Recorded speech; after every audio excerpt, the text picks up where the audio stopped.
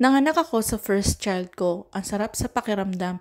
Lahat ako ang gumagawa. Pagpapaligo sa anak ko, pagpapalit ng diaper, pagpapadede, pagpapatulog.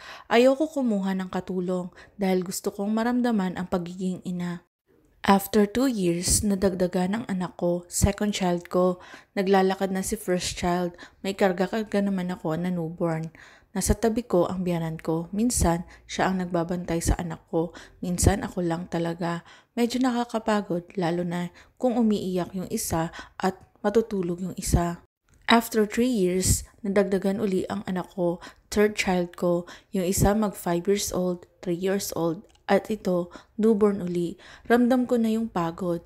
Makukulit na ang dalawa, hinahayaan ko sila sa galaw nila. Ang kalat ng bahay, hindi ko na alam ano ang uunahin ko. Bumukod kami ng tirahan kasi ayoko na may matang nakatingin sa akin. At biglang dumating si biyanan ko. Maaga pa lang nag-iingay na siya sa labas ng inuupahan namin. Anong klaseng ina ka ba? Ang kalat. Yung anak mo, hindi mo pa napaliguan. Ang dudumi.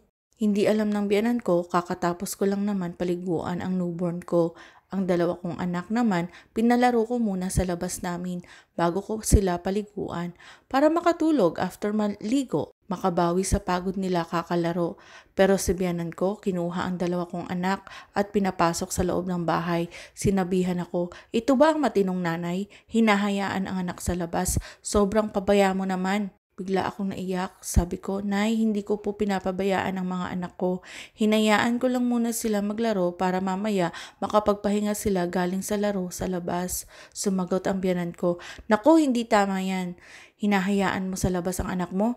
Paano kung madisgrasya yan? Sino ang sisisihin? Hindi ko na sinagot ang biyanan ko. Kinuha ko na ang dalawa kong anak. Pinaliguan ko na habang karga ng biyanan ko yung newborn ko. Hindi ko alam anong klaseng pabaya ba ang ginawa ko. Naabutan lang ang mga anak ko sa labas. Pabaya na ba agad ako?